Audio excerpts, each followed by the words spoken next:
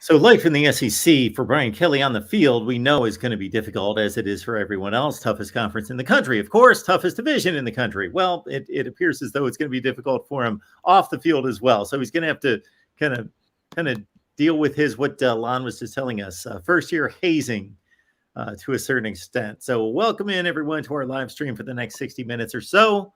LSU Tigers talk right here on the Voice of College Football. And to help us do it, of course, we got Lon Phillips Sullivan on the line from LSU Odyssey. Lon. What's up, Mark? What's up? I'm doing well. Doing? How are you? Doing good. What's up, everybody? Everybody that will be watching this present and in the future. What's up? Yeah, so we are currently on our main channel. We're also on the LSU channel, so please subscribe there. You get a ton of content from Lon there. We also have Carter on from LSU Power Hour on a regular basis, myself, and of course Lon again, where you catch the bulk of his work, the full throttle start to finish, A to Z, LSU Odyssey. Get on over there right here on YouTube. Also the website, lsuodyssey.com.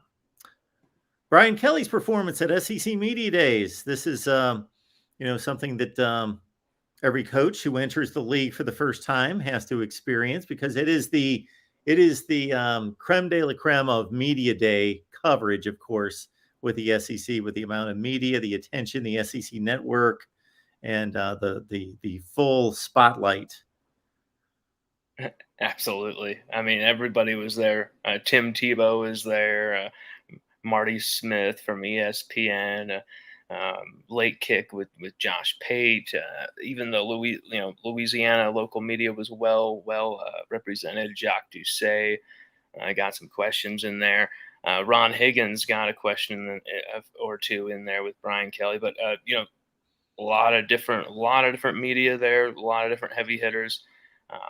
There's some personal reasons why I couldn't go that way that are coming very soon. Some good reasons, but I'll be down there very soon. I'll be down south very soon. But wish I could have been there. But everything looked like it was pretty damn good time, especially with the last few years. Considering COVID restrictions and all that, it looked like the floodgates were open.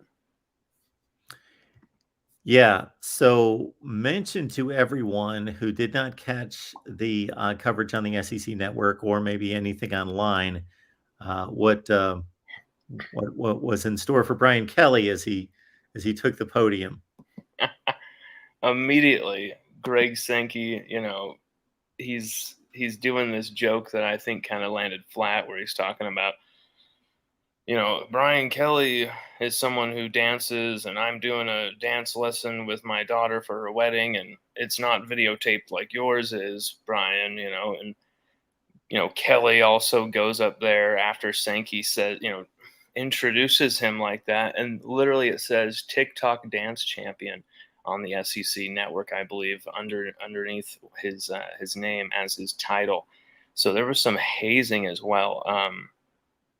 I feel, from the SEC, and kind of like this gauntlet he had to pass and get through the Lions' Den. And, Mark, crazy fact. This was Brian Kelly's first SEC, actually, no conference, first ever, no matter what the conference is, media day since 2009. First media day of any kind since 2009 for Brian Kelly.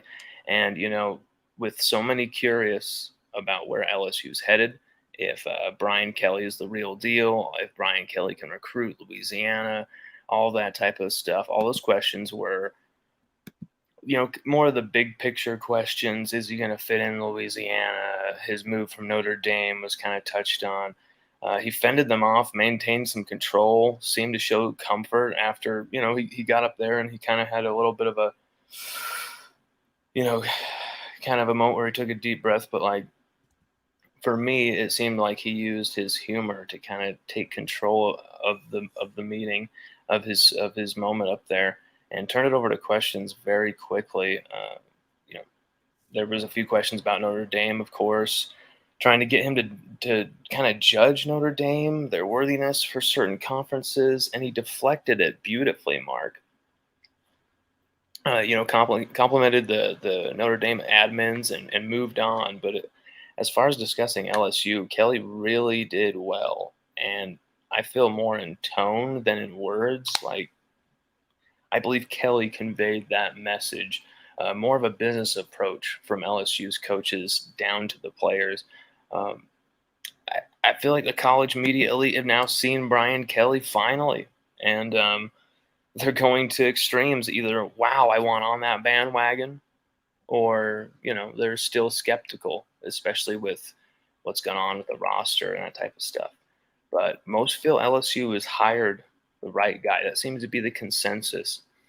We talked about NIL, shutting down Tiger Details, Ron Higgins, the great Ron Higgins, assertion that LSU were behind on NIL, saying that they could compete with anybody, saying that the funds for the collectives weren't behind anyone. I think that's kind of a hint at how much money LSU's boosters had to dump into contracts and paying off the last staff, paying the new staff, all of that. So, but he's saying they can compete with anybody on the NIL front. I think that maybe have shocked a few people, and people are kind of coming around to Brian Kelly, and I'm saying, how come it took until SEC media days for them to get that, to understand that Kelly could be a success here? It's interesting, Mark. Now, Lon, when it comes to the three players that Brian Kelly selected to attend media day, so understand for anybody out there that's not real familiar with the media days approach regiment, that it's a statement to be made by the coach and by the program in terms of what players are selected. So it's not necessarily the three best players on the team. There's a certain thought to giving, obviously, some attention to the offense and the defense. So you want a balance of 2-1 or 1-2 for one thing, because you want representatives from both sides of the ball. And then the other thing is to take into consideration, leadership, who are doing the right things in the program, not just who are the best players. So in regards to who showed up for LSU and who was selected by Brian Kelly, do you have any insight into that? How do you feel about those selections and how they performed? Absolutely, Mark. You just said it. Leadership. And, that's why someone like Jack Besh, who's only the third ever sophomore in LSU history, was selected to represent at media days. Not only is he more mature than a lot of his peers, but he also shows a lot of locker room leadership. And you saw a common thread that I could find from Jack Besh, sophomore, and then the junior defenders, Mike Jones Jr. at linebacker and BJ Ojolari at defensive end, was that they all seem to be SWAT leaders, this accountability team that Brian Kelly has formed, kind of the players policing themselves in a way. And I feel like, that was kind of the thread.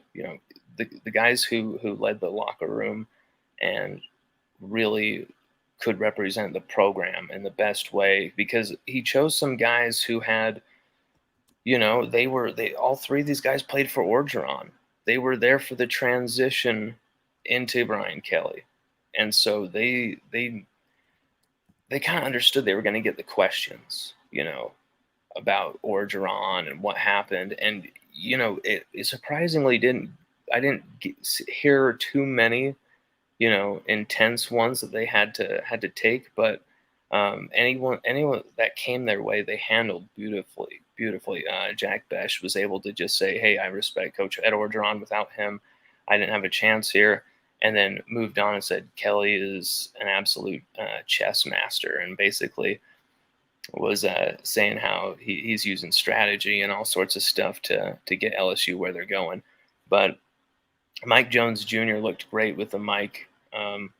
Mike Jones Jr. looked great on the mic. Mike Jones, he was fantastic. He looked like he just was ready to hug everybody in the room. Like, I'm so glad to be here. Someone who didn't take a moment of that privilege for granted. And I think he's going to have a hell of a year.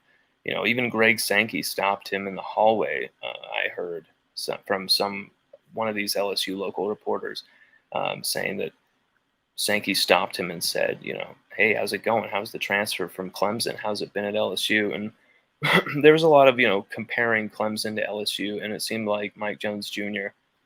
more than satisfied with, his time at Clemson, but this is really something that could propel him. And B.J. Ojulari, this was a special time, Mark, because, this is him returning to Georgia, his home state. And, with a brother in the NFL, Aziz doing well with the Giants, and, his Nigerian heritage being on display, being showcased and being talked about, being asked about. People really got to know B.J. Ojulari, the person, a lot more, I think, for the first time. And I was really happy to see that.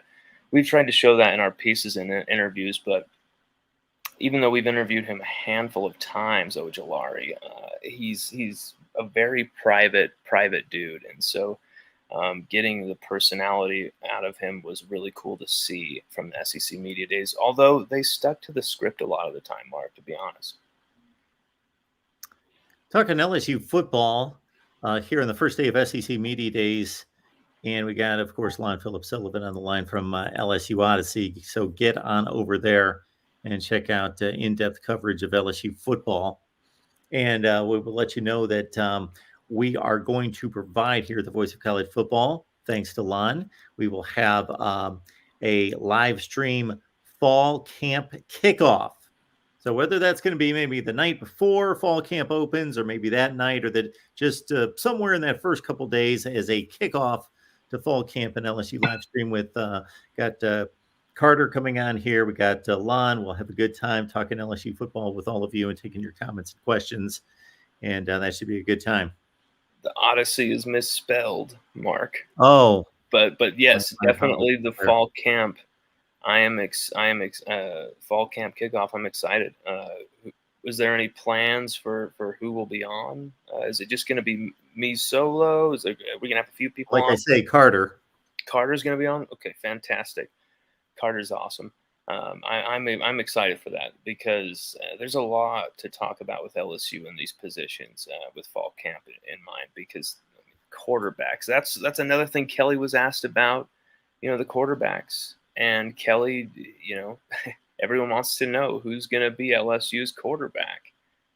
Who's going to be LSU's quarterback? And he didn't really give too many hints, although when he, rattled off the quarterbacks' names, he said Jayden Daniels first, Miles Brennan second, and Garrett Nussmeier third. But he also mentioned the quarterback who's going to start for LSU has to do these three things. That's take care of the football. Can they hit the ball to the playmakers and just get it out of their hands and get the ball to the playmakers? And three, can they make plays in the backfield? Can they escape pressure? Can they make plays themselves as the quarterback? And it was just very interesting. I think he slipped at one point saying my guy, Garrett Nussmeier. I haven't heard or seen the footage of that yet, and I don't recall him. I just watched the interview again before I would make that judgment, and I don't think he says it in there in the main SEC Media Days on the podium interview. He could have in one of the side interviews, but very interesting stuff, because Nussmeier, you could argue, has the full package there for that team. But the questions were thrown around, Mark. The questions were thrown around, and Kelly, he knew how to deflect them. I think he knew how to deflect them, but it was still very interesting how to read into what Kelly's doing, his body language. That can be a trap, because what you think might be really wrong with that guy, because he's sometimes really unpredictable. So everyone, leave your comments and questions in the live chat. We will get to them and deliver them to Lon. Again, Lon Phillips Sullivan, LSU Odyssey. Get on over there. Brian Kelly had made a comment when he was with the ESPN guys that I realized that this is LSU, and there's no honeymoon. There's no you got a year to break in kind of thing. I need to win football games immediately. Tim Tebow also made a statement to him about having better players at LSU, or these are the kind of players you're gonna have at an LSU, Georgia, Alabama versus at Notre Dame. I don't know if that was a bit of an overstatement, but those are some of the angles that were taken as well. I think it's true. I think he is going to have better players, I think, overall than he did at Notre Dame. I think if the recruiting continues in Louisiana, even just at an average, he would still be able to surpass that, especially with what they're doing nationally. If that continues to even just stay where it is, if not continue to grow, which it will, I believe, with this staff kind of becoming more familiar in living rooms across America. But it's interesting. It's interesting what Kelly's building, because I don't think anyone's expecting him to win the national championship in 2022. I don't even think most of these people, these college media elite, the big deciders, are expecting them to win it in 2023.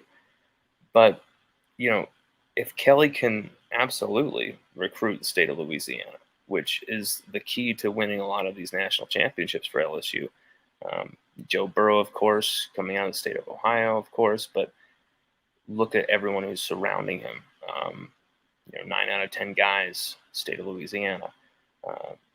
2003 team is pretty much just the same thing. 2007 team as well. Even the 2011 team that went to the title game got defaced by Alabama, our arch nemesis, which we will need to get revenge for at some later date, Mark. But Kelly, I think that's what he wants to do. I think he wants to come down there, and he sees everything that he can do. He saw everything he could do at Notre Dame with some handcuffs on, with being kind of strapped down, and say even having like just one arm operable. And now he's got both arms operable. He's got two hands, and he can recruit those 5 stars. He has the staff that have the work ethic to go after these guys, the top shelf guys in every nook and cranny of this country. And that national footprint with LSU, and then you have national footprint guys selling it. It's a fantastic marriage. And then you take at the other half of this staff, led by the godfather of Louisiana, Frank Wilson. You really have something cooking here, and especially if LSU can finish strong in this class in the state of Louisiana, Mark, it would send a big message. Tim Tebow, I don't think he's wrong, because you can't say that Notre Dame and what the players they were generating, the recruiting classes they were generating, bested LSU's over the last 10, 12 years since that Kelly was there. And so if Kelly can even just continue in that vein, which I think he might even excel what was going on before, Mark, don't you think? I mean, where do you see Kelly in all of this with LSU? What are your expectations for this team, with this program, with Kelly? I know you're a Kelly fan. Well, I would stop short of calling myself a Brian Kelly fan. Yeah, you seem to think of him more positively.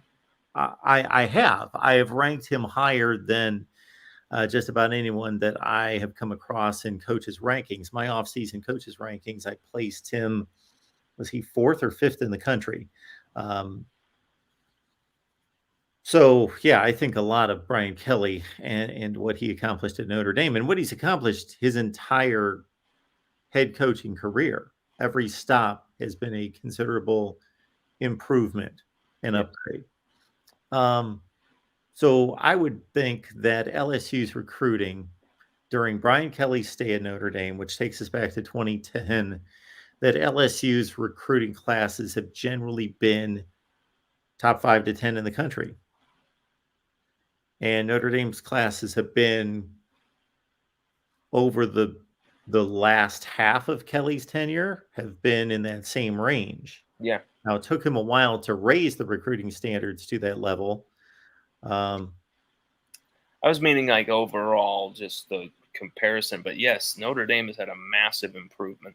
As I think a commenter just said, Marcus Freeman absolutely killing it out there. Number one. See, that's what I was going to hit you with, Lon. Is anyone in LSU not with the team, not within the administration, but with the periphery, the fan base. Are they taking note of what Marcus Freeman's doing at Notre Dame and looking at Brian Kelly and saying, okay, you did well at Notre Dame, but look at Marcus Freeman now, and maybe thinking a little less of Brian Kelly at this point? That's an interesting question because I've seen that type of rhetoric. I've seen that type of those type of comments, but I don't think it's anything really like that. I think it's more that Marcus Freeman, is continuing something that he's begun. A lot of these relationships that he's absolutely turning into commitments right now are relationships he's worked on during the Kelly era. It's a marathon. It goes over a few years, and so I'm not saying that it was because of Kelly that he got those, but I'm saying that once he took the head coaching position, Marcus Freeman, it was an easy transition for those players that he was recruiting to say, "Oh yeah, I'll go with him," rather than the players that maybe were committing to LSU because of Orgeron or had interest in Orgeron Tigers who took off because of Kelly's hire, like Aaron Anderson and Omarion Miller, a few of those type of those players, but I really don't think it's the same thing. I really don't think. I think it's a weird comparison. I think it's two different jobs, two different footprints. I don't really see Marcus Freeman chasing, every recruit at Catholic High, or going up into Shreveport and trying to get guys. I really don't see that from Marcus Freeman. But at the same time, they're absolutely killing it at Notre Dame with what they're able to do right now. So LSU's two most recent commits for this 2023 class, we got Paul Mubenga. Did I pronounce that right? Yep, another offensive lineman out of Buford. This is a school where we've got all the Ferguson brothers out of, and Quentin Skinner. So this is a pipeline that's been going on for a long time with Buford High and LSU, and under a few different coaches. Mark, Buford High, Georgia, seems to turn out LSU players, and Paul Mubenga, I think he's only rated a 3-star or something like that, but I feel watching his tape, he's at least a solid 4. And another great pickup, for LSU who needed to get that depth there. So Mubenga's at 6'4", 280, 63rd rated offensive tackle in the country out of Buford, Georgia. And then a couple days prior to that, another guy I don't think we got your take on, at least after the commitment, is Caleb Jackson, the running back out of Baton Rouge, right there. Oh, wow. Top 5 position player in the country. Hot take alert, Mark. Hot take alert. Caleb Jackson might be the most important commitment of Brian Kelly's 2023 class right now. Because for all the questions, all the doubts, can Brian Kelly recruit in Louisiana? Can Brian Kelly recruit? That proved it right there. When Caleb Jackson, who was, almost, I'd say 3/4 of a foot out the door to Tuscaloosa, and they turned that around starting just in June, it seems. Obviously, the relationship started once they got their feet wet here in the staff, so a few months longer than that, obviously. But Frank Wilson worked his magic and was able to really, show off the brand of LSU, for at least when it comes to Louisiana kids. Showing out for your state, staying home, your grandmother being able to come see you play, your parents, a quick drive to come see you play. It's priceless. And that's also part of the package that they can sell. And Caleb Jackson, a huge pickup, because you look at LSU's running back class, him and Trey Holly, the first 2 Louisiana running backs LSU's gotten commitments from since 2019's class with John Emery Jr. and Ty Davis Price. That's an unbelievable gap there of not getting commitments from or signing Louisiana running backs. So to get those 2, the 2 best in Louisiana, and I would argue two of the top 10 running backs in the country, Trey Holly and Caleb Jackson, absolutely racking up numbers, breaking records. Especially Trey Holly is about to break the Louisiana high school all-time record in yards and possibly touchdowns as well, held by Nick Brissett this fall. He's within touching distance of just 1,000-yard season, I believe, like 1,200 yards or something like that, to breaking that record. So you have that type of a running back tandem, Trey Holly, and then he's smaller, faster, more agile. Probably Clyde Edwards-Helaire would be a good comparison. And then Caleb Jackson, who, dare I say it, has a touch of Fournette in him, with just that stocky but really tall and lengthy, solid, just steel running style. Just breaks through people, violent running. And I think what an awesome 2023 tandem at running back for LSU. After some years where some guys transferred, some guys we still have question marks about, some guys who had some injuries, I still believe in running backs like Armani Goodwin. I still believe that Trey Bradford could contribute to LSU, definitely.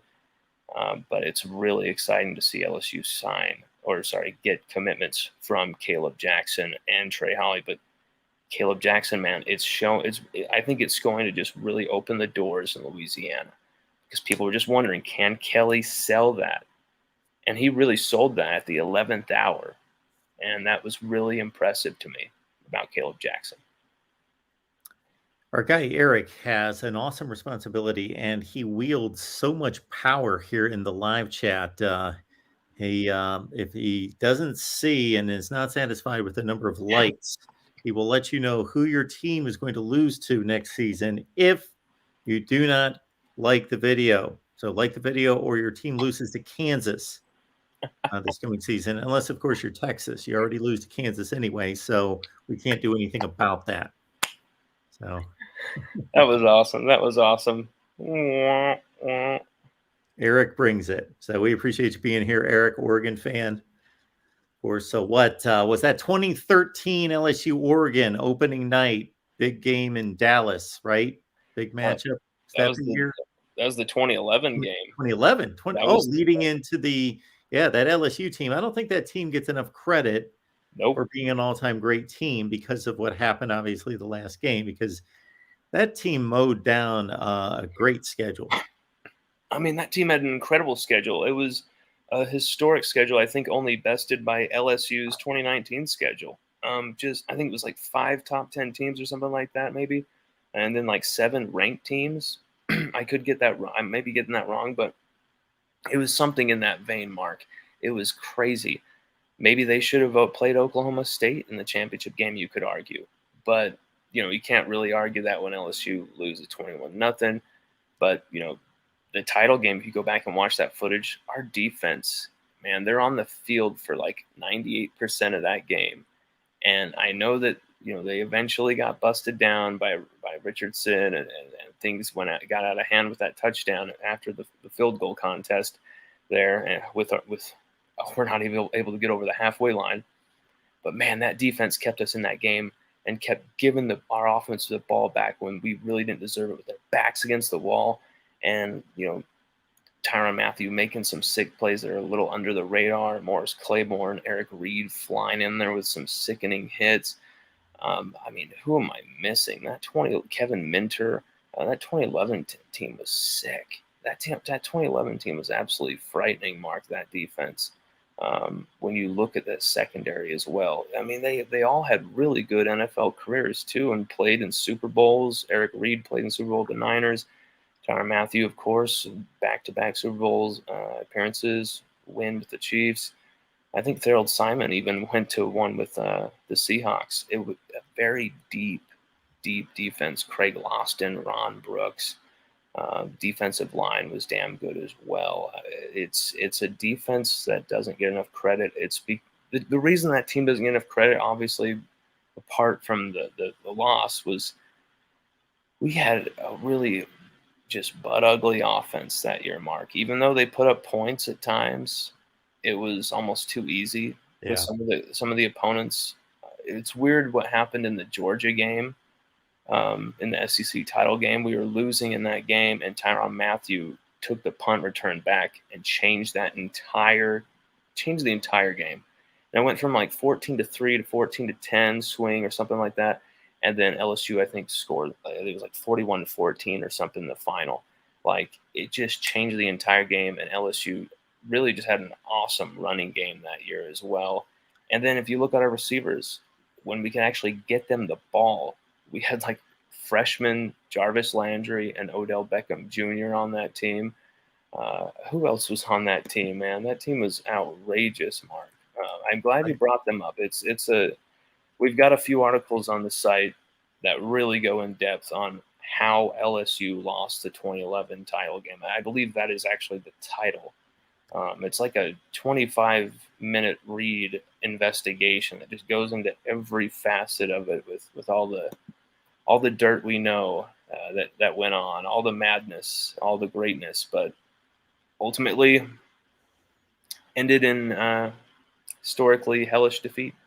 I tend to remember scores. Before I looked this one up, you said 41-14. I believe it was 42-10.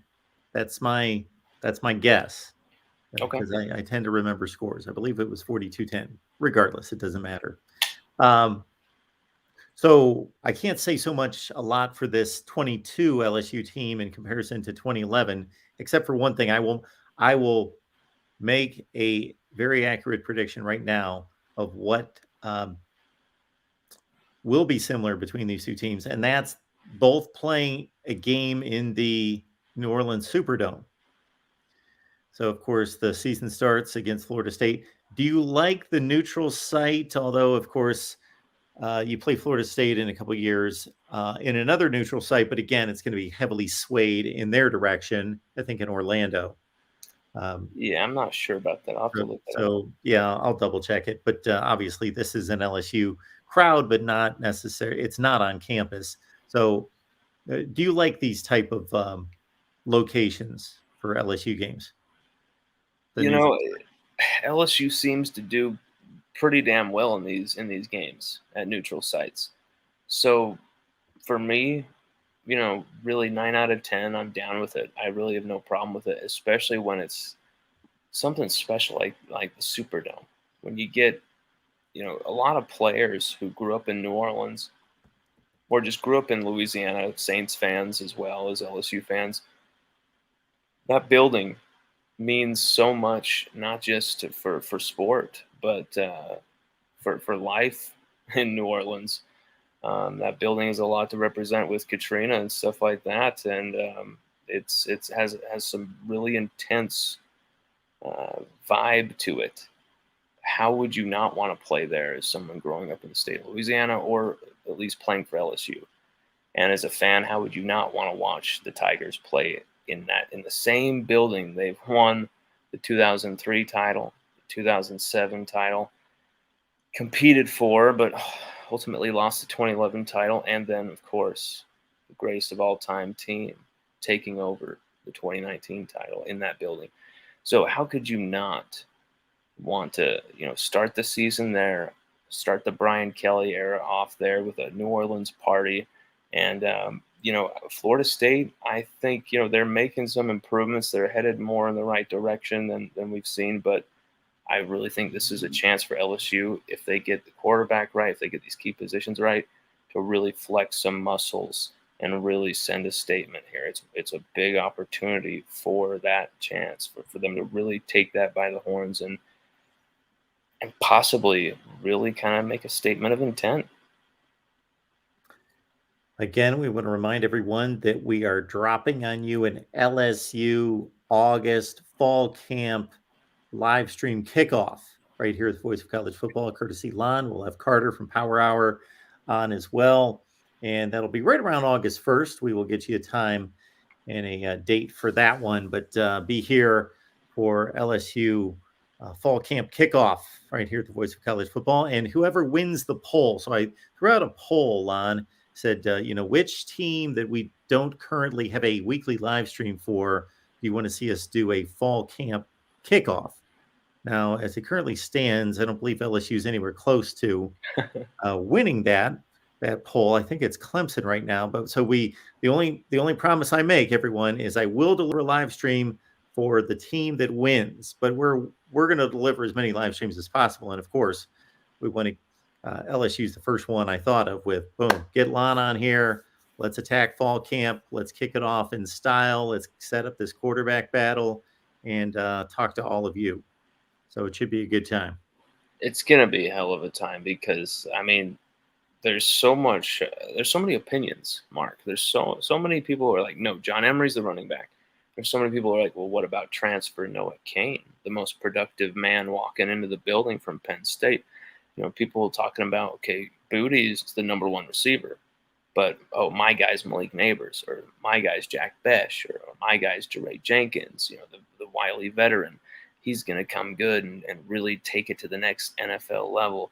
There's so many opinions across the board, and of course, the quarterback divides so many LSU fans. There's so many who just like willingly just kind of want Miles to be quarterback because they like he deserves it. He deserves a shot. He came back. He didn't have to. Let's just give it to him. But then there's a rising faction of LSU's fan base, Mark, that are really going for Garrett Nussmeier. There's always going to be the pragmatic kind of analysts who say Jayden Daniels is going to be the guy. Why else would he transfer?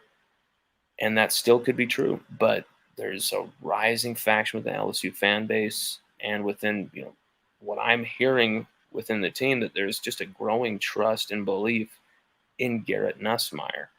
And it's just, there's so many interesting positions across the board that I want to hear a lot of the fans' opinions on who their guys are. And I think that could be, especially with Carter in the mix and who we think could be breaking out. I think, and especially your takes on where LSU could be going and your takes on who, is Booty going to have that Biletnikoff season, season that propels him into the top 5, of the NFL draft, which he probably already belongs next year. But, there's so many questions all over the board, Mark. Even with special teams, who the hell's going to be LSU's kicker? No one's even asking those questions. And we have to replace Cade York and Avery Atkins back there, 2 guys who were so consistent for LSU, touchback machines and 50-plus yard field goal machines. So it's gonna be a hell of a time for the fall camp showdown, kickoff showdown, and everybody join us on that. While we as football fans want to see as much football as possible, and obviously college football being the one sport, this doesn't happen in baseball. You get spring training games, the NFL preseason, the NBA, you get to see preseason, all of it. Not in college athletics and certainly not in college football. And while it would be interesting to be able to see these guys in live play, let's say this was the NFL and LSU was going to play 4 preseason games and they were going to play Oregon State and Kansas State and I don't know, Purdue and, 4 teams that they wouldn't play during the regular season. And we would it would be fun to be able to, of course, evaluate the quarterbacks and say, how are these guys doing? I think that at times gets a little overrated in the NFL, meaning that these guys are going through live reps every day in practice, every day. And then, sometimes they may throw 6 passes in an NFL preseason game and everyone's going crazy about, that ball got tipped or that was a bad decision or look at that beautiful 60-yard throw and they blow everything out of proportion. And, in college football, it's up to Brian Kelly and to just see what he sees in front of him and make that call without any of us really having, we'll have glimpses. We'll have little tidbits to go on, of course. Word will get back that, Nussmeier threw 2 picks in the red zone yesterday at practice or whatever it turns out to be. And we'll get some video clips, but really nothing that we should be able to make any kind of clear judgment or evaluation on. No, I mean, it's really going to be interesting how they're going to decide this quarterback, Mark, because it's going to be probably a group decision with Joe Sloan. And Mike Denbrock, the offensive coordinator, Joe Sloan, quarterback's coach. But I think at the same time, the decision lies with Brian Kelly, and it's going to be the guy who most fits the ethos of the offense they want to run. And the ethos of the offense they want to run, it relies on a quarterback who's able to move. Is that Miles Brennan? I don't think it is. And I think this fall camp, it's going to be really interesting to see if Miles Brennan can show any of that.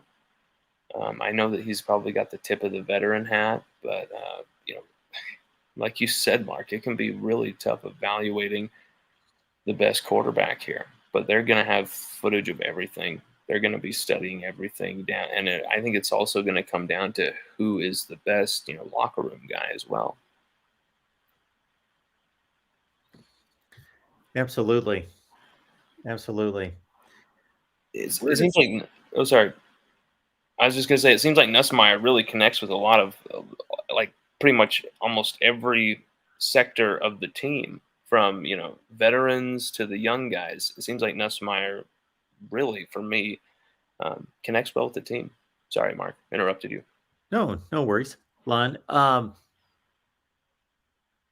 So when you look at this 22 team and just look at the depth on the roster, the talent on the first and second teams, all of it put together, and we're not going to try to put this team up against a ridiculous standard of a national championship LSU type team, but your standard LSU contending team in the SEC that wins 9 or 10 games, is a top 10 team in the country, top 15 at worst, something like that. Where does this team lack that a typical LSU team would be stronger?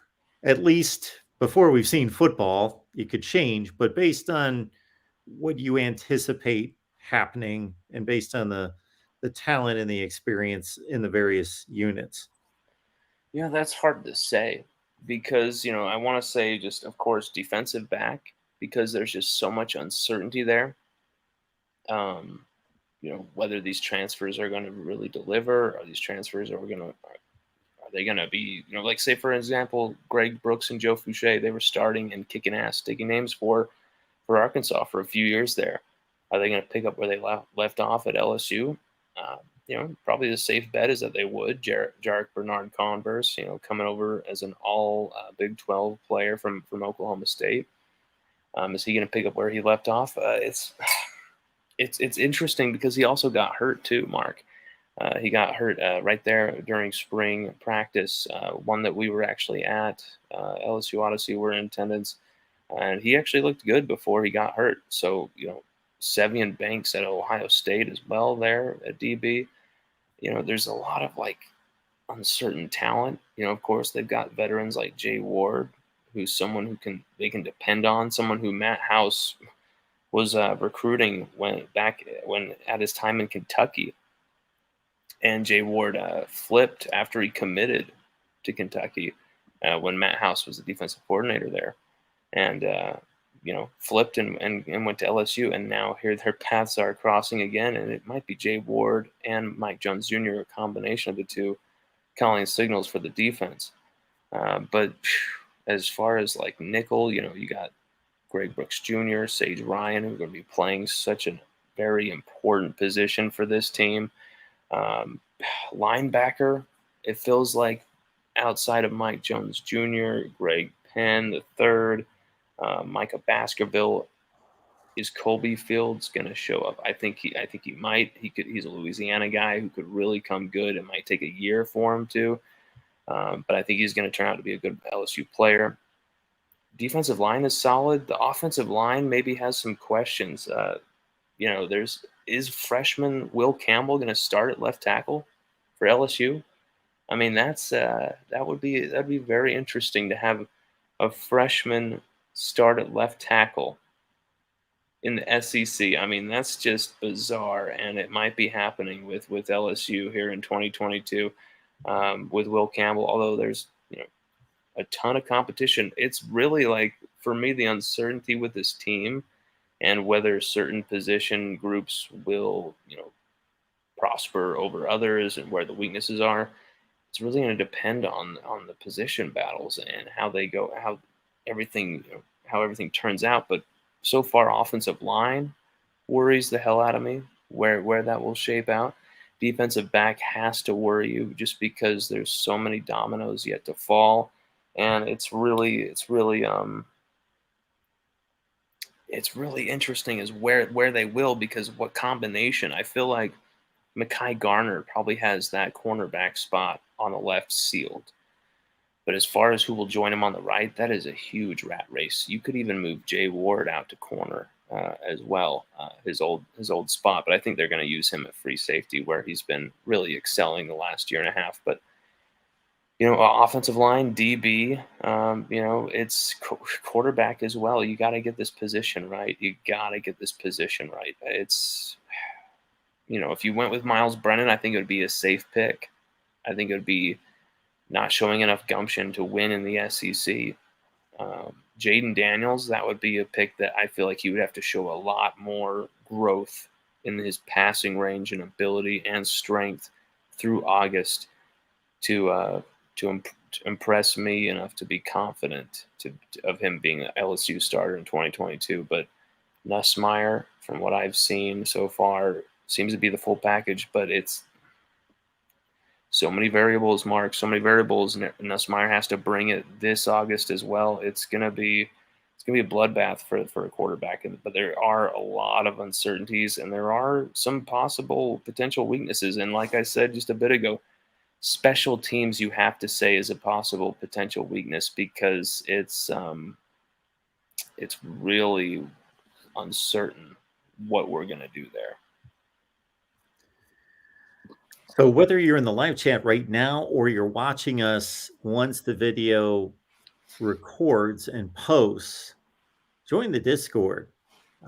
If you're in the live chat right now, Eric will tell you, Tim will tell you, One Scoop John will tell you, Exploring with Ben, he was in here earlier, he'll tell you we have a good time in the Discord. So it's basically this live chat right here, multiply it nonstop, 24/7, 365. Discord at the Voice of College Football. You just go to Patreon, search Mark Rogers TV. You join Patreon. I get you the Discord link. I welcome you with open arms. You get a nice, fuzzy, warm welcome aboard letter from me, a little certificate, and you join the Voice of College Football community. And then you can talk to all of us on Discord. And in addition to this, these guys are phenomenal between, again, Tim and Eric and One Scoop John. You got all sorts of people. You got Joey. They do after show streams, after show parties on there. They're going to do watch parties during the football season this year. So we had a couple join today. So more people in Discord, and we've got a chat that is specific to the SEC, chat specific to the Big 12, the Big 10, every conference. And as we grow and there's more conversation, we can make as many chats as you guys want. So let's say, Oklahoma, that becomes a big deal. So we could do an Oklahoma chat, or we could do just a chat on the LSU Florida State game in week 1. We can do all sorts of things. And again, we've got watch parties over there planned. And then also, of course, after show parties as well. So it's a good time. Appreciate everybody thinking of that. Join us on Discord.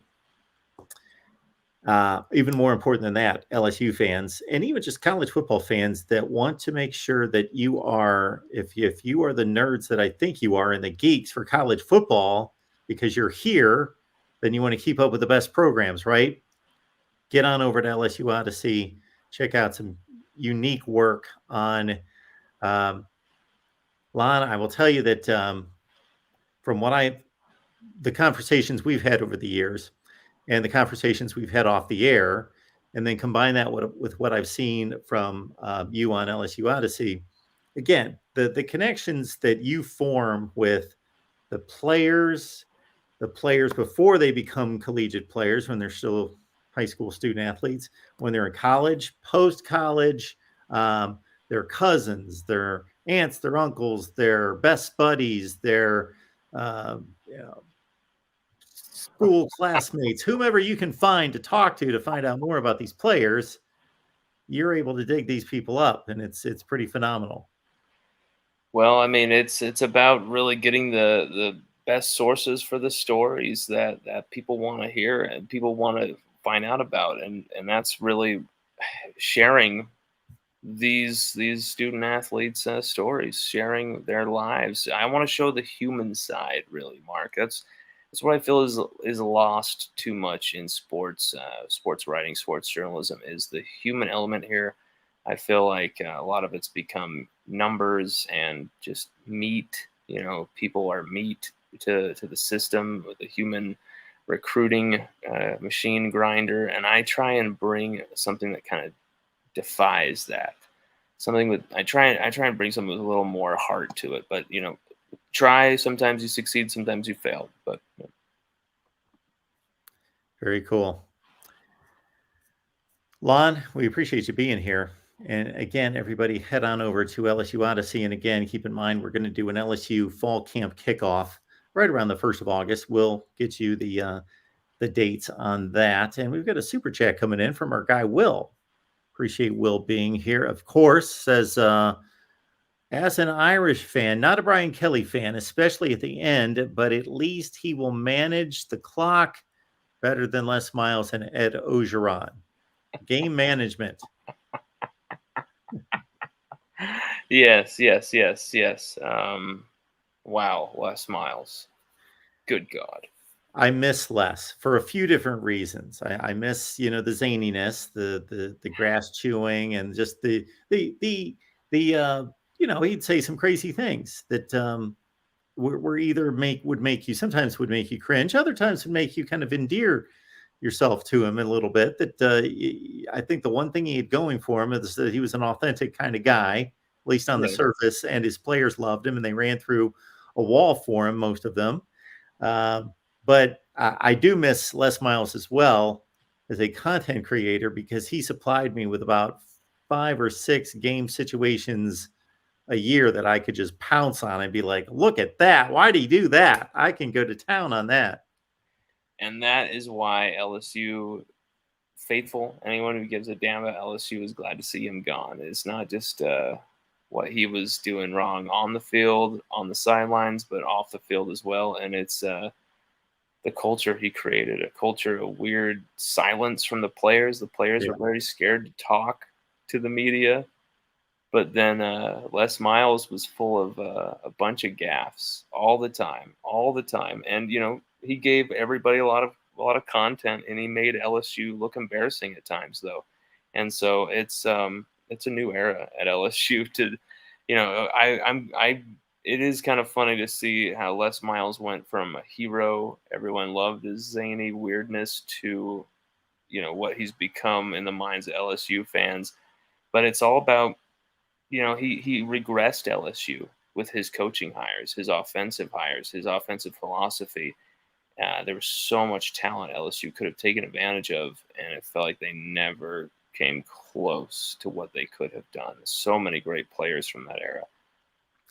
Isn't it strange how that quirkiness, zaniness, all of that goes from being kind of a fun thing when you think it's harmless, when you think, oh, this is just his personality. He's just a different kind of dude and it's fun to watch. And let's see what he's going to say next. To when there's kind of bad things going on behind the scenes, and then you get that kind of quirkiness, zaniness, goofiness, then you're like, it goes from being funny and amusing and a little endearing to kind of cringeworthy. Yes, and that's what happened, Mark. That's what happened. There was times where Les Miles would do something. It was like, okay, it was kind of ridiculous, but the way he did it, okay, whatever. And then there's just, he got to be very cringeworthy and very weird, and just it really hurt LSU's brand, in my opinion. And luckily, someone like Coach Ed Orgeron came by, was able to restore that brand a bit more than Les Miles, and especially get some of the Louisiana culture back in there and going. And it just seemed like Les Miles, without someone like Frank Wilson on his staff, was lost. Would have been absolutely just screwed, Mark. All right, folks, one more time. We've got an LSU kickoff show planned with Lon and Carter from LSU Power Hour. We're going to have that somewhere around August 1st. Just make sure you got those bell for the notifications opened up so you get that date and time. In the meantime, LSU Odyssey, get on over there. We'll bring up the banner right here. Follow Lon on Twitter as well at Lon Phillips. And anything else we need to know, Lon? That's it. And you know what? I just feel like there's maybe a bit more respect for what Brian Kelly's bringing to LSU and a bit more understanding of where he's headed, whether there's skepticism or not. I think this was a win today for LSU. My household is in an upheaval right now, not in a bad or negative way, just things need to get organized and tearing things up and all that sort of thing, packing, moving, doing all those sorts of things. So I need to focus on that, but also I'm at my destination, everyone. So I've been a little off the grid for 3 or 4 days, as much as I am. For a lot of newcomers, they don't really notice me being off the grid because they see a video out there every day or two and figure, this guy's creating content. But for the old timers, they're like, oh, if there's not 5 videos delivered every day, they think there's something wrong. So everything's good, and we were going full throttle toward college football season, everyone. So lock it in. We've got a lot to put together, and appreciate everybody's support. Lon, we always appreciate your insight, your knowledge. It's always a good time. Good to hear from you. Mark, always a great time. And man, what's that feeling? What's that smell? It's football season, baby. Let's go. We got a big Tuesday lined up, everyone. We've got USC at 4, Iowa at 5:30, Nebraska at 7 Eastern time. So again, let me find the banner here. Got a big Tuesday lined up as always. I believe I'm on the Michigan podcast. That's usually an every week. Sometimes it's an every week. At times it turns into an every other week. So I don't know what Steve Dace has planned for us on Michigan podcast. I usually get that email at some point. So I don't know if I'm supposed to be on Michigan podcast. I'll find that out soon. I'll check my email. Michigan podcast, possibly featuring myself on with Steve Dace. So we had a good episode last week where Steve unveiled 25 somewhat outlandish predictions. I found them entertaining, enlightening, interesting, intriguing, all those things. And I took my shot at them. So check out that Michigan podcast with Steve Dace and myself from last week.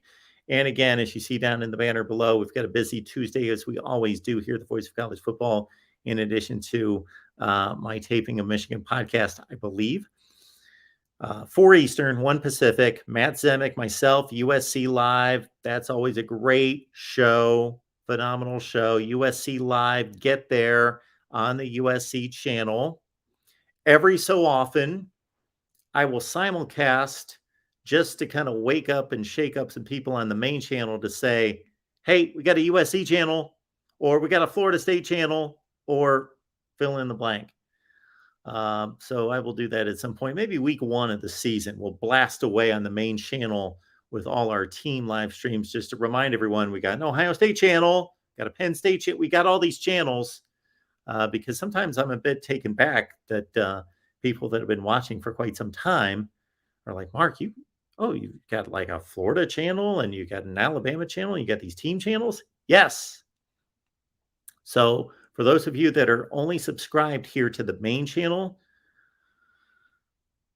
we produce so much more content than what you see here on the main channel. So for example, sometime tonight, I'm going to look at today and yesterday's 2023 signing day commits, the commits that have come back in the last 2 days. I know Georgia's got a big one. Alabama's got a big one. And there's a few others out there. And I'll produce videos for those channels. And so we're going full throttle with all these channels. And so we appreciate your help. I have sometimes, because of that, neglected the main channel from time to time. I would love to post. My goal should be to produce one really strong video here every day on the main channel, because that would make the main channel really grow. Because I've noticed if I can put some time and attention into one strong video every day on the main channel, then we take off. So I will attempt to do that, but it's a bit difficult trying to keep these 25 channels going. But I should make that a priority. We appreciate everybody latching on to our summer festival schedule, which right here means that we are live with call-in shows. And this has been interrupted the last few days, but we've been pretty much on track since like the end of May. Monday at noon, Thursday at 6, Friday at 9 Eastern time, call-in shows right here at the Voice of College Football. You know what I would love to do? Once we get to college football season, I can't guarantee this, but I really believe we should do a call-in show every freaking day. We should have a call-in show with all of you every freaking day, night, whenever. So we'll see if we can do that or something close to that. I can't promise because, of course, Saturday is full throttle for like 14 hours. So appreciate everybody being here at the Voice of College Football. We'll see you down below. Look, Tuesday. See you at 4 Eastern, 1 Pacific, USC Live over on the USC channel.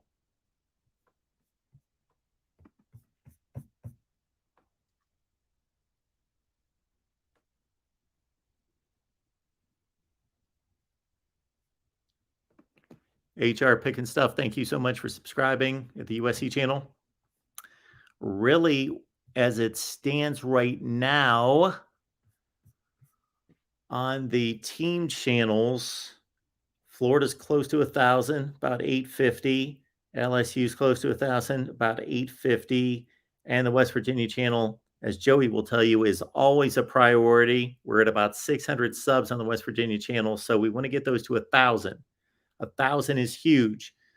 Once you get to 1,000, YouTube basically looks at your channel as, okay, they put in the time, they put in the content, because you got to reach a certain number of hours, which we never have an issue with.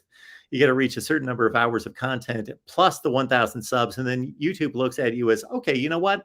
We'll give you a chance and we'll start pushing your videos out there.